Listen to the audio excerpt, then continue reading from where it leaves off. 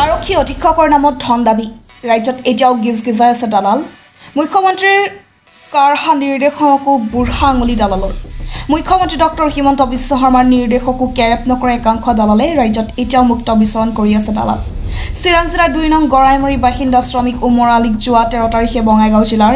দেউতৰীৰ বাসিন্দা কৰিমালীয়ে ফোনযোগে তেওঁৰ বাসগৃহত মাতি আনি কৈছে যোৰহাট জিলাত তোমাৰ বিৰুদ্ধে গোচৰ ৰুজু হৈছে উক্ত গোচৰটো সম্প্ৰতি বঙাইগাঁও জিলা আৰক্ষী অধীক্ষকৰ হাতত আছে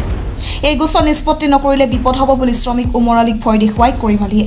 শ্ৰমিক উমৰ আলী শংকিত হৈ উপায় বিচৰাত কৰিমালীয়ে গোচৰ নিষ্পত্তিৰ বাবে বঙাইগাঁও জিলা আৰক্ষী অধীক্ষকৰ নামত 40 পৰা 50,000 টকা দাবী কৰে পাছত ভুক্তভোগী উমৰ আলী উপায়হীন হয় নিজ গাঁৱৰ মুখিয়াল ব্যক্তি এগৰাকী ঘটনাটো জনাই আৰু তাৰ পৰামৰ্শ মতে কৰিমালীক ফোন কৰি মোবাইল ফোনত তেওঁলোকৰ কথোপকথন ভিডিঅ' কৰি ৰাখে ঘটনা সন্দৰ্ভত সোমবাৰে ভুক্তভোগী উমৰ আলী বঙাইগাঁও জিলা আৰক্ষী অধীক্ষক অভিযোগ দাখিল কৰিছে বঙাইগাঁও জিলা আৰক্ষী অধীক্ষকে এইজন পৱন চক্ৰৰ বিৰুদ্ধে কি ব্যৱস্থা গ্ৰহণ কৰে সেয়া হ'ব লক্ষণীয় দিনা মই বঙাইগাঁৱত কাম কৰি আছো মিলত কাম কৰি থাকাতে এটা নাম্বাৰ গেল অচিনাকি নাম্বাৰ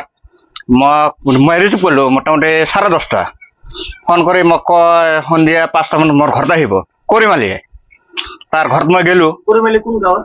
এই দেউতাৰী চৰ দেউতাৰী কি কৰে তেওঁ ভিডিঅ' ছিক্ৰেটাৰী বুলি শুনি পাওঁ ইমানটো মই নাজানো এইটো আসামৰ মানুহ মই চিৰাঙৰ মানুহ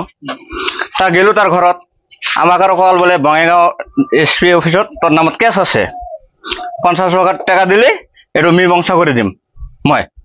তাৰপিছত ক'লো মইতো দুখীয়া মানুহ মই কাম কৰি খাওঁ ইমান পইচা ক'ত পাম মই ঘৰত যাওঁ যাই কিবা এটা মই বুজা মেৰা কৰোঁ ঘৰত কৰি পেলাই ফোন কৰিম এতিয়া মই ঘৰত আহিলোঁ আহি আমাৰ গাঁৱৰ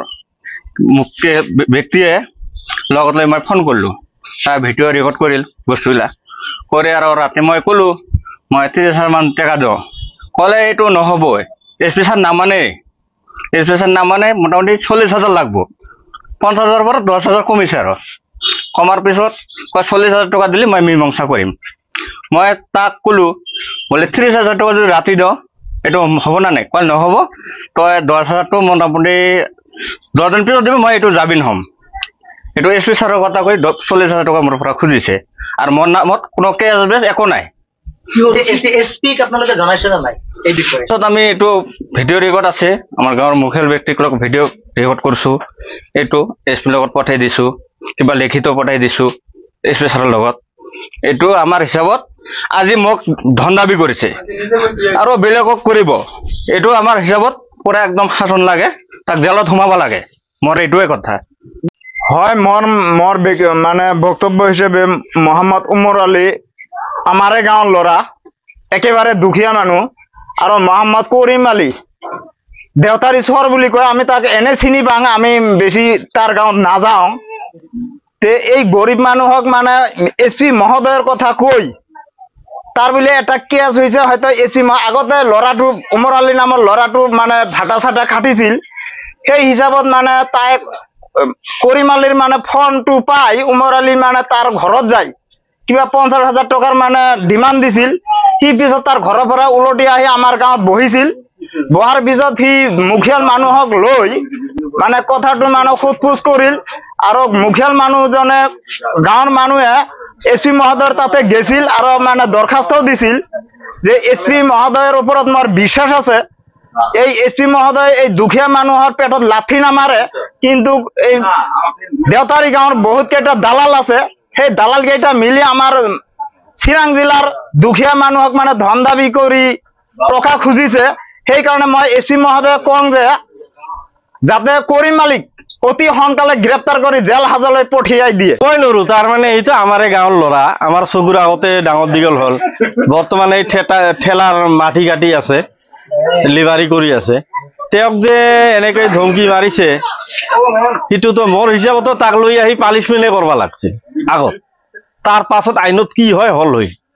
আগত তাক লৈ আহি ইয়াতে পানিছমেণ্ট দিব লাগে কি হয়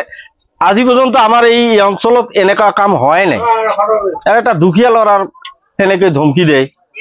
এইটো কি কথা আজি তাক দিব কালি মোক দিব তাক ফোন লাগ দিব এইটো কথা নহয় না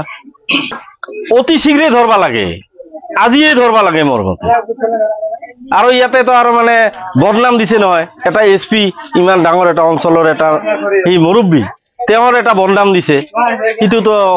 একেবাৰে সৰু কথা নহয় কিন্তু তাক অতি সোনকালে ইয়াৰ আইনৰ ব্যৱস্থা ল'ব লাগে, এইটোৱে আমাৰ অনুৰোধ। মানিকপুৰৰ পৰা Keramat Ali report, any live.